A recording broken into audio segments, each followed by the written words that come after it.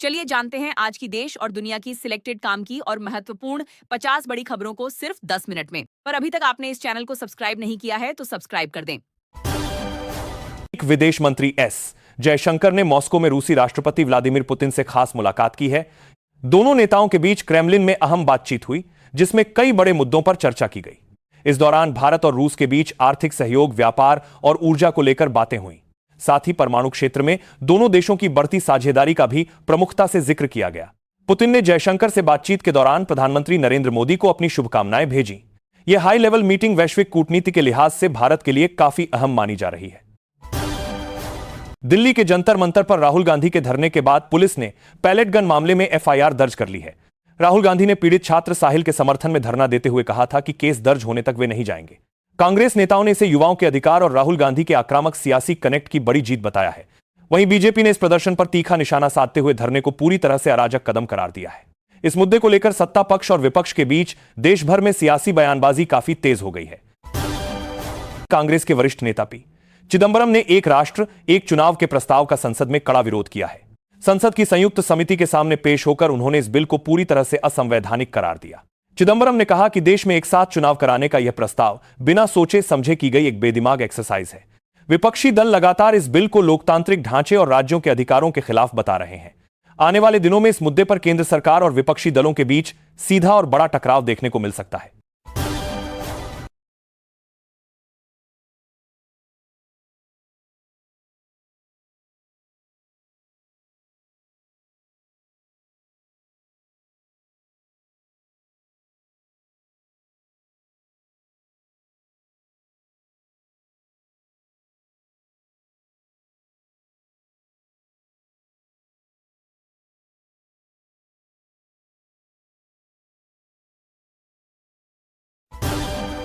दिल्ली में आम आदमी पार्टी और बीजेपी के बीच एक बार फिर बड़ा सियासी संग्राम छिड़ गया है।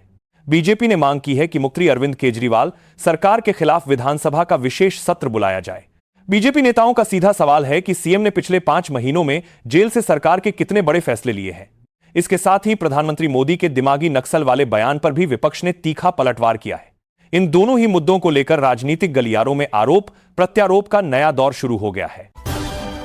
चीनी की कीमतों में भारी उछाल के बाद अब प्याज की आसमान छूती कीमतों ने आम जनता को रुलाना शुरू कर दिया है। दिल्ली, एनसीआर समेत देश के कई बड़े शहरों में प्याज का खुदरा भाव 60 से 65 रुपए प्रति किलो तक पहुंच गया है। कीमतों में आए इस अचानक तेज उछाल के कारण मिडिल क्लास परिवारों का मासिक बजट पूरी तरह बिगड़ गया है। जनता को फौरी राहत देने के लिए सरकार अब अपने बफर स्टॉक से प्याज बाजार में उतारने की तैयारी कर रही है। वहीं विपक्ष ने महंगाई के इस मुद्दे पर केंद्र सरकार की आर्थिक नीतियों को पूरी तरह फेल बताते हुए कटघरे में खड़ा किया है। भारत और श्रीलंका के बीच कोलंबो में खेले जा रहे दूसरे टेस्ट मैच में भारत ने अपनी पकड़ मजबूत कर ली है। मैच के दूसरे दिन टीम इंडिया के युवा स्टार बल्लेबाज ध्रुव जुरेल ने श्रीलंका के खिलाफ शानदार शतक जड़ दिया है। जुरेल ने बेहतरीन तकनीक का मुजाहिरा करते हुए 171 गेंदों का सामना किया और नाबाद 115 रनों की पारी खेली। यह उनके टेस्ट करियर का दूसरा शतक है, जिसने टीम इंडिया को एक बड़े स्कोर तक पहुंचाने में अहम भूमिका निभाई है। सोशल मीडिया और क्रिकेट फैंस के बीच इस युवा खिलाड़ी के शानदार प्रदर्शन की जमकर तारीफ हो रही है। गुरुग्राम में हुई भारी बारिश के बाद हालात बेकाबू हो गए हैं और शहर की कई अहम सड़कें पूरी तरह जलमग्न हो गई हैं। सुभाष चौक समेत कई प्रमुख इलाकों में जलभराव के कारण स्कूल बसें और गाड़ियां घंटों तक पानी में फंसी रहीं। लंबे ट्रैफिक जाम और पानी भरने की वजह से शहर का जनजीवन और यातायात पूरी तरह अस्त व्यस्त हो गया है। स्थिति की गंभीरता को देखते हुए प्रशासन ने सभी दफ्तरों, निजी और सरकारी स्कूलों के लिए वर्क फ्रॉम होम की सलाह दी है। स्थानीय प्रशासन और राहत टीमें युद्ध स्तर पर सड़कों से पानी निकालने की कोशिशों में जुटी हुई हैं। भारत के खिलाफ पाकिस्तान और चीन की एक बहुत बड़ी सैन्य साजिश का खुफिया एजेंसियों ने खुलासा किया है। पाकिस्तान के मसरूर और नूर खान एयरबेस पर भारी संख्या में चीनी और तुर्की सैन्य विमानों की आवाजाही देखी गई है। रिपोर्ट्स के मुताबिक पाकिस्तान अपनी सैन्य ताकत बढ़ाने के लिए चीन और तुर्की से बड़े पैमाने पर खतरनाक हथियार मंगा रहा है। भारतीय खुफिया एजेंसियां और रक्षा मंत्रालय इस पूरे डेवलपमेंट पर बेहद करीब से और कड़ी नजर बनाए हुए हैं। सीमा सुरक्षा की दृष्टि से इस हलचल को भारतीय सेना के लिए काफी संवेदनशील और अहम माना जा रहा है। कर्नाटक में स्वाइन फ्लू और इन्फ्लुएंजा जैसी बीमारियों के मामलों में अचानक आए भारी उछाल ने चिंता बढ़ा दी है। इस साल राज्य में अब तक 4200 से अधिक मामले सामने आ चुके हैं, जिससे लोगों के बीच दहशत का माहौल है। बढ़ते मामलों की रफ्तार को देखते हुए स्वास्थ्य विभाग ने अलर्ट जारी कर पूरे राज्य में निगरानी और स्वास्थ्य तैयारियां तेज कर दी हैं। दिल्ली, एनसीआर में शनिवार सुबह तेज बारिश के बाद कई इलाकों में भारी जलभराव की स्थिति बन गई।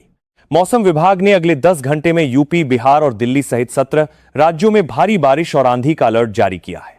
पहाड़ी राज्यों में लैंडस्लाइड की चेतावनी दी गई है, जबकि कई इलाकों में ओले गिरने की भी आशंका जताई गई है। राजधानी में बदले मौसम के मिजाज ने आम जनजीवन को प्रभावित किया है।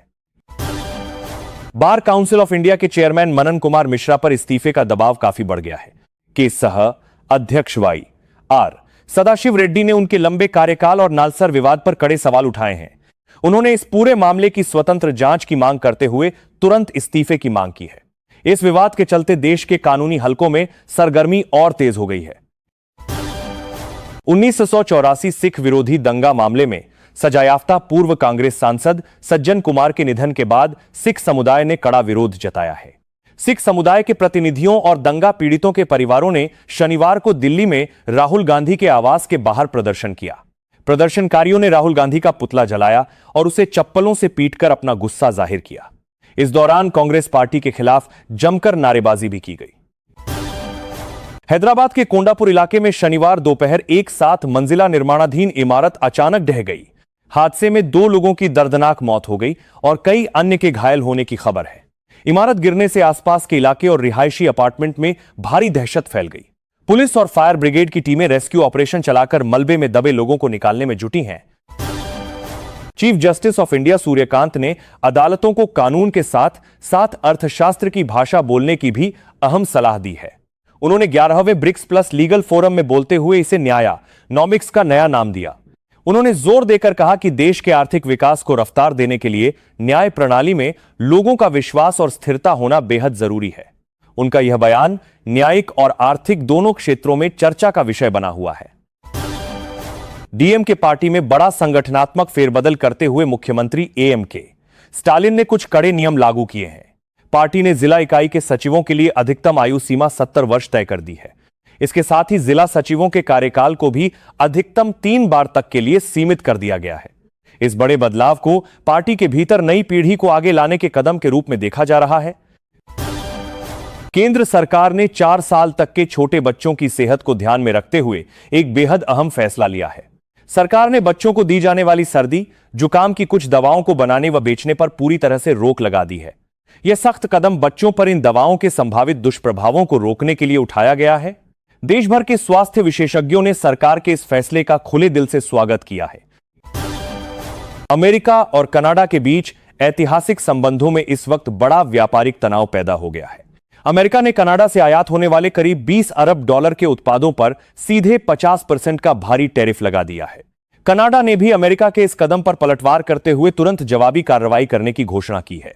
इस अचानक लिए गए फैसले से दोनों देशों के बीच कूटनीतिक और व्यापारिक रिश्ते तनावपूर्ण हो गए हैं। दिल्ली में जंतर मंतर पर प्रदर्शन करने जा रहे सामाजिक कार्यकर्ता तहसीन पूनावाला को पुलिस ने हाउस अरेस्ट कर लिया। वे चीनी की बढ़ती कीमतों और E20 नीति के खिलाफ कड़ा विरोध प्रदर्शन करने वाले थे। पूनावाला ने अपने घर के बाहर पुलिसकर्मियों को गन्ने का रस पिलाकर अपना अनोखा और शांतिपूर्ण विरोध दर्ज कराया। उन्होंने सरकार पर आरोप लगाया कि उसकी नीतियां केवल राजनीतिक रूप से रसूखदार लोगों को फायदा पहुंचा रही हैं। चीन के एक एडवांस्ड रोबोट ने 100 मीटर की दौड़ में दुनिया के सबसे तेज धावक उसेन बोल्ट का ऐतिहासिक रिकॉर्ड तोड़ दिया है। रोबोट ने अपनी असाधारण स्पीड से पूरी दुनिया की खेल और तकनीक इंडस्ट्री में तहलका मचा दिया है।